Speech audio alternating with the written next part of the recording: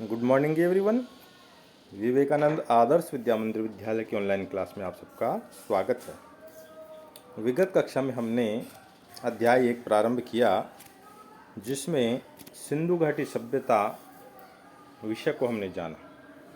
सिंधु घाटी सभ्यता को पढ़ा हमने, और सिंधु घाटी सभ्यता का ही दूसरा नाम है हड़प्पा सभ्यता। क्योंकि इसका प्रथम खोजा गया स्थान है, उसका नाम था हड़प्पा, इसलिए इस सभ्यता को हड़प्पा सभ्यता भी कहा जाता है।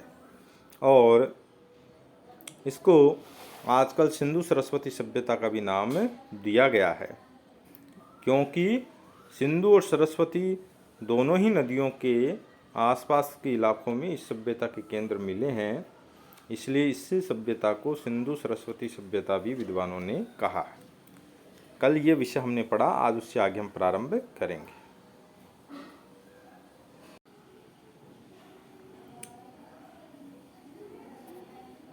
सिंधु घाटी सभ्यता है, उसको कल हमने प्रारंभ किया, और ये जो विषय है आपका आरंभ, उसको कल हमने पढ़ लिया था। आज निर्वाह के तरीके, यानी उस समय लोगों का जीवन कैसा था और वो अपना जीवन निर्वाह कैसे करते थे, इस विषय को हम यहाँ पर जानने का प्रयास करेंगे। ये देखिए निर्वाह के तरीके। हमने मानचित्र 1 और 2 में देखा कि विकसित हड़प्पा संस्कृति कुछ ऐसे स्थानों पर पनपी जहाँ पहले आरंभिक हड़प्पा संस्कृतियों के अस्तित्व में थी। अर्थात सिंधु घाटी सभ्यता या हड़प्पा सभ्यता जहाँ पर है, वहाँ पर पहले भी हड़प्पा संस्कृति विकसित थी, लेकिन कुछ समय अंतराल होने के बाद में दोबारा से सिंधु घाटी सभ्यता या हड़प्पा सभ्यता का पुनः विकास हुआ। इन संस्कृतियों में कई तत्व जिनमें निर्वाह के तरीके शामिल हैं समान थे। दोनों ही पूर्व और बाद की, पूर्व यानी आरंभिक यानी प्रारंभिक, और परवर्ती यानी बाद वाले काल की, दोनों सभ्यताओं में काफ़ी समानता देखने को मिलती है। जीवन जीने के तरीके उनके काफ़ी समान रूप से देखे गए हैं। हड़प्पा सभ्यता के निवासी कई प्रकार के पेड़ पौधों से प्राप्त उत्पाद और जानवरों, जिनमें मछली भी शामिल है, से प्राप्त भोजन करते थे। कृषि के तरीके विकसित हो चुके थे, और धीरे धीरे व्यक्ति है जो कई तरीके से अपना पेट पालता था, अपना जीविकोपार्जन करता था, जिनमें पेड़ पौधों से, जंगल से उत्पाद प्राप्त करना, और उसके उपरांत वह मछली और अन्य मांसाहारी जानवरों से मांस प्राप्त करके मांस खाता था। जले अनाज के दानों तथा बीजों की खोज से पुरातत्वविद आहार संबंधी आदतों के विषय में जानकारी प्राप्त करने में सफल हुए हैं। हमने देखा कि विद्वानों ने खोजा कि जले हुए अनाज मिले हैं और अन्य कई बीज भी मिले हैं, जिससे ये बात स्पष्ट होती है कि ये लोग विभिन्न अनाजों का उपयोग अपने भोजन में करते थे। इनका अध्ययन पूरा वनस्पतिज्ञ करते हैं, जो प्राचीन वनस्पति के अध्ययन के विशेषज्ञ होते हैं। जो पूरा वनस्पतिज्ञ यानी जो प्राचीन काल में वनस्पति विज्ञान की जानकार हैं, उन्होंने इस विषय को अन्वेषण किया है, इस विषय को खोजा है और बाद में इसके बारे में मालूम किया है। इसके बाद में हम पेज नंबर 3 पे देखते हैं कि किस प्रकार से ये लोग अपना जीवन यापन करते थे। पेज नंबर 3 में हम ऊपर से प्रारंभ कर रहे हैं आपके। हड़प्पा स्थलों में मिले अनाज के दानों में, हड़प्पा जो स्थल है वहाँ अनाज के अनेक दाने मिले हैं। जैसे कौन कौन से अनाज आप यहाँ पर देखेंगे। देखिए, यह अनाज है गेहूँ, जौ, दालें, सफ़ेद चना, तिल शामिल हैं। तो कहने का तात्पर्य है कि गेहूँ, जौ, दाल, सफ़ेद चना, तिल आदि के बारे में वो जानते थे और इनका उत्पादन करके इनका उपयोग करते थे। तो गेहूँ और जौ का, दालों का उपयोग ये लोग करते थे। बाजरे के दाने गुजरात के स्थलों से प्राप्त हुए हैं। चावल के दाने अपेक्षाकृत कम पाए गए हैं। चावल भी उपयोग में करते थे, लेकिन उनके दाने कम मिले हैं। बाजरे का उपयोग भी ये लोग करते थे, गुजरात के इसके साक्ष्य मिले हैं। हड़प्पा स्थलों से मिली जानकारी में हड्डियां भी मिली हैं। मवेशियों में भेड़, बकरी, भैंस, सुअर की हड्डियां शामिल हैं। पुरा प्राण विज्ञानियों अथवा जीव पुरातत्वविदों द्वारा किए गए अध्ययनों से संकेत मिलता है कि ये सभी जानवर पालतू थे। इन जानवरों को सिंधु घाटी सभ्यता के लोग क्या करते थे? पालते थे। इसका मतलब वो जानवरों को पालने का काम भी किया करते थे। कौन कौन से जानवर? भेड़ है, बकरी है, भैंस, सुअर, ये जानवर उस समय पाले जाते थे। हम यह नहीं जान पाए हैं कि हड़प्पा निवासी स्वयं इन जानवरों को शिकार करते थे अथवा अन्य आखेटक समुदायों से इनको मांस प्राप्त करते थे। अब कई जानवरों का वो मांस खाते थे, लेकिन स्वयं शिकार करके मांस का प्रयोग करते थे या किसी अन्य आखेटक समुदाय से मांस प्राप्त करते थे, इसके प्रमाण हमारे पास में नहीं है, विद्वानों के पास में नहीं है। मछली तथा पक्षियों की हड्डियां भी मिली है। इसका मतलब वो मछली और पक्षियों का भी भोजन के रूप में उपयोग करते थे। तो यहाँ पर हमने देखा कि किस प्रकार से ये लोग मांस का उपयोग करते थे और विभिन्न अनाजों का उपयोग करते थे। तो जीवन जीने के जो तरीके हैं, जीवन निर्वाह के जो तरीके हैं, उनके अंदर पशुपालन हो गया, कृषि हो गया और ये शिकार करके अपना पेट पालते थे, अपना जीवन निर्वाह करते थे। पशुपालन के माध्यम से खेती करके, कृषि कार्य करके और शिकार करके ये लोग अपने लिए खाना जुटाते थे और भोजन प्राप्त करते थे, अपना जीवन व्यापन करते थे, अपना जीवन निर्वाह करते थे। तो ये टॉपिक आपका पूरा होता है। अब नया टॉपिक हम प्रारंभ कर रहे हैं। ये देखिए, नाम है कृषि प्रौद्योगिकी। अभी अभी हमने पढ़ा कि ये लोग कृषि के बारे में जानते थे और कृषि किया करते थे। उसी विषय को हम यहाँ विस्तार से समझेंगे। प्रौद्योगिकी का मतलब होता है तकनीकी, अर्थात उनकी कृषि तकनीकी क्या थी, वो कैसे कृषि करते थे, इसके बारे में हम जानने का प्रयास यहाँ पर करेंगे। हालांकि अनाज के दानों से कृषि के संकेत मिलते हैं, पर वास्तविक कृषि विधियों के विषय में स्पष्ट जानकारी मिलना कठिन है। ये तो स्पष्ट हो गया कि वो लोग कृषि करते थे, लेकिन उनका खेती करने का जो तरीका था उसके बारे में सुस्पष्ट जानकारी अभी नहीं है, क्योंकि उस समय की जो लिपि है उसको तो पढ़ा नहीं जा सका है। प्रमाणों के आधार पर अनुमान लगाया जाता है कि वो किस प्रकार कृषि किया करते थे। क्या जुते हुए खेतों में बीजों का छिड़काव किया जाता था? मोहरों पर किए गए रेखांकन तथा मरण मूर्तियां यह इंगित करती है कि वर्षभ के विषय में जानकारी थी। मोहरों से और रेखांकन तथा मरण मूर्तियां यानी मिट्टी की मूर्तियां, तो मिट्टी की मूर्तियां मिली हैं। रेखांकन से कई जगह हैं जो वर्षभ के चित्र प्राप्त हुए हैं। मोहरों से भी वर्षभ यानी बैल के चित्र प्राप्त हुए हैं। तो इससे स्पष्ट होता है कि ये लोग सिंधु घाटी सभ्यता से संबंधित लोग किसके बारे में जानते थे? वृषभ यानी बैल के बारे में जानते थे और कृषि में बैल का उपयोग किया जाता था, ये स्पष्ट होता है। और इस आधार पर पुरातत्वविद ये मानते हैं कि खेत जोतने के लिए बैलों का प्रयोग होता था। तो यहाँ पर स्पष्ट हो गया कि कई जगह ये प्रमाण मिले हैं कि ये लोग वृषभ या बैल के बारे में जानते थे और उसको खेतों में काम में लेते थे। साथ ही चोलिस्तान के कई स्थलों और बनावली हरियाणा से मिट्टी से बने हल्के प्रतिरूप मिले हैं। हल्के प्रतिरूप भी मिले हैं, हल्का प्रयोग भी वो करते थे। तो एक तो हो गया बैल का प्रयोग करते थे और दूसरा हो गया किसका प्रयोग करते थे?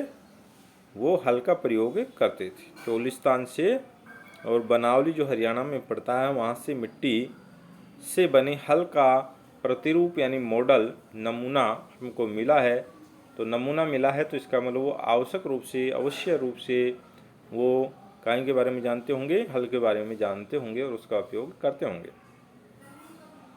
इसके अतिरिक्त पुरातत्वविदों को कालीबंगन नामक स्थान पर जूते हुए खेत के साक्ष्य मिला है, जो आरंभिक हड़प्पा स्तरों से संबद्ध है। इस खेत में इसके अतिरिक्त राजस्थान का जो कालीबंगा है हनुमानगढ़ जिले में, वहाँ पर जूते हुए खेत के प्रमाण हमको मिले हैं, साक्ष्य या प्रमाण हमको प्राप्त हुए हैं, जो आरंभिक हड़प्पा स्तरों से संबद्ध है। इस खेत में हल रेखाओं के दो समूह एक दूसरे को समकोण पर काटते हुए विद्यमान थे, जो दर्शाता है कि एक साथ दो अलग अलग फसलें उगाई जाती थी। यानी एक दूसरे को कहाँ पे काटते हैं, समकोण पे काटती है रेखाएं एक दूसरे को, या हलों की जुताई के प्रमाण ये बताते हैं कि एक साथ दो फसलें भी उगाई जाती थी। पुरातत्वविदों ने फसलों की कटाई के लिए प्रयुक्त औजारों को पहुंचाने का प्रयास भी किया है। क्या हड़प्पा सभ्यता के लोग लकड़ी के हत्थों में बिठाए गए पत्थर के फलकों का प्रयोग करते थे, फिर वे धातु के औजारों का प्रयोग करते थे? तो कई प्रकार के औजारों का प्रयोग वो करते थे, इसके प्रमाण भी हमको प्राप्त हुए हैं। पत्थर के फलक प्राप्त हुए हैं। ये फलक हैं जो हो सकता है लकड़ी में पिरोकर, लकड़ी में लगाकर उनको वो औजार के रूप में प्रयोग करते होंगे। अधिकांश हड़प्पा स्थल अर्धशुष्क क्षेत्रों में स्थित हैं, जहां संभवतः कृषि के लिए सिंचाई की आवश्यकता पड़ती होगी। अफगानिस्तान में सोरतुघई नामक हड़प्पा स्थल से नहरों के कुछ अवशेष मिले हैं। अफगानिस्तान है, वहाँ पर एक स्थान है जिसका नाम है सोरतुघई। वहाँ से किसके प्रमाण मिले हैं? नहरों के। नहरों का भी उपयोग कृषि कार्य में करते होंगे, और कृषि के अंदर जो जल की आवश्यकता होती है, जो पिलाई की आवश्यकता होती है, सिंचाई की आवश्यकता होती है, उसका वो सिंचाई का कार्य नहरों से करते होंगे। इसके प्रमाण अफगानिस्तान से मिले हैं, परंतु पंजाब और सिंध में नहीं। ऐसा संभव है कि प्राचीन नहरें बहुत पहले ही गाद से भर गई थी। हो सकता है कि नहरें मिट्टी से भर गई हों और उनके प्रमाण हमको प्राप्त नहीं हुए हों। ऐसा भी हो सकता है कि कुओं से प्राप्त पानी के द्वारा ये लोग सिंचाई करते होंगे, और कुओं से पानी प्राप्त करके भी सिंचाई करते होंगे, इसके भी प्रमाण मिले हैं। यहाँ पर ये एक वृषभ का चित्र दिया है, पक्की मिट्टी से बना वृषभ। ये एक खिलौना है जो पक्की मिट्टी से बना हुआ है, और ये प्रमाण के रूप में प्राप्त हुआ है, जिसकी चर्चा आपने अभी पूर्व में की। तो वृषभ के ये खिलौने या पक्की मिट्टी से बना वृषभ प्राप्त हुआ है, जो ये बताता है कि उस समय लोग वृषभ या बैल के बारे में स्पष्ट रूप से जानते थे, और उसका काय में प्रयोग करते थे, कृषि कार्य में उसका उपयोग करते थे। तो ये एक पक्की मिट्टी से बना वृषभ, जिसके प्रमाण हमको यहाँ पर मिले हैं। तो कुओं का भी सिंचाई के लिए प्रयोग किया जाता था। इसके अतिरिक्त धोलावीरा में मिले जलाशयों का प्रयोग संभवतः कृषि के लिए जल के संचयन हेतु किया जाता था। धोलावीरा गुजरात, जिसकी जानकारी हमने विगत कक्षा में मानचित्र के माध्यम से की थी, तो वहाँ पर हमने क्या देखा था कि धोलावीरा से जलाशय प्राप्त हुए हैं। ये देखिए चित्र में आपके यहाँ पर दिया है, ये एक जलाशय, जो खाली जलाशय भी दिखाई दे रहा है, इसमें पानी अभी नहीं है। धोलावीरा से मिला जलाशय, इसकी राजगिरी कार्य पर ध्यान दीजिए। इसकी बनावट है, वास्तुशिल्प है, उस पर हम ध्यान देंगे तो काफ़ी हमको अद्भुत लगेगा। इसके अलावा यहाँ पर ऊपर धातु के कुछ औजार प्राप्त हुए हैं, जो कृषि कार्य में प्रयुक्त होते होंगे। फलक के रूप में ये धातु के औजार हैं, और आगे से पैने, ऊपर से चौड़े और मोटे, ये औजार कृषि कार्य में ज़रूर से ज़रूर प्रयुक्त होते होंगे। इसकी जानकारी हमको मिली है।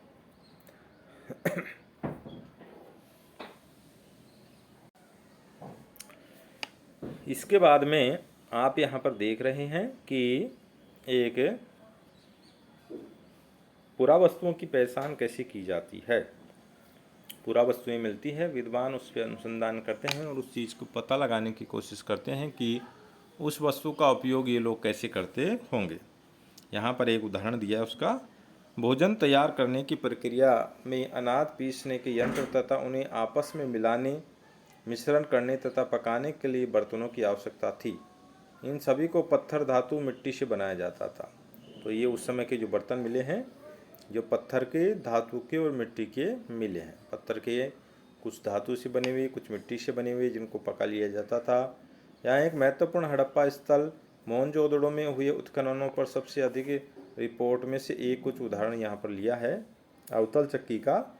ये देखिए, एक अवतल चक्की आपको यहाँ पर दिखाई दे रही है, बड़ी संख्या में मिली है। ऐसी अवतल चक्कियाँ मोहनजोदड़ो से मिली है। ऐसा प्रतीत होता है कि अनाज पीसने के लिए प्रयुक्त ये एकमात्र साधन थी। अनाज को पीसने में ये अवतल चक्की उस समय काम में आती होगी, ऐसा हमको विद्वानों ने बताया है। साधारणतः ये चक्कियाँ स्थूल, कठोर और कंकरीले अग्निज अथवा बलुआ पत्थर से निर्मित थी। पत्थर की ये अवतल चक्कियाँ बनाई जाती थी। आमतौर पर इनमें अत्यधिक प्रयोग के संकेत मिलते हैं। चूँकि इन चक्कियों के तल सामान्यतः उत्तल, निश्चित रूप से इन्हें जमीन में अथवा मिट्टी में जमा कर रखा जाता था। नीचे से गोल पैंदा होता था, जिसको ज़मीन में क्या किया जाता था, गड़ा कर रखा जाता था, ताकि वो अवतल चक्की है जो हिले नहीं और उस पर आराम से गेहूं को पीसा जा सके। दो मुख्य प्रकार की चक्कियाँ मिली है। एक वे जिन पर एक दूसरा छोटा पत्थर आगे पीछे चलाया जाता था। एक अन्य पत्थर आपको दिखाई दे रहा है, ये इस अवतल चक्की पर चलाया जाता था और अनाज पीसा जाता था, जिससे निचला पत्थर खोखला हो गया। तथा दूसरे वे जिनका प्रयोग संभवतः केवल सालन तथा तरी बनाने के लिए, जड़ी बूटियाँ तथा मसालों को कूटने के लिए किया जाता था। जैसे सिलपट्टा होता है वर्तमान में, वैसे उस समय अवतल चक्कियाँ होती थी जो विभिन्न चीज़ों को पीसने में उपयोग में आती थी। इन दूसरे प्रकार के पत्थरों को हमारे श्रमिकों द्वारा सालन पत्थर का नाम दिया है तथा हमारे बावर्ची ने एक यही पत्थर रसोई में प्रयोग के लिए संग्रहालय से उधार मांगा है। तो इस प्रकार से अवतल चक्की का एक उदाहरण हमने यहाँ पर लिया है। इस प्रकार से आज की आपकी क्लास पूरी होती है। जय हिंद।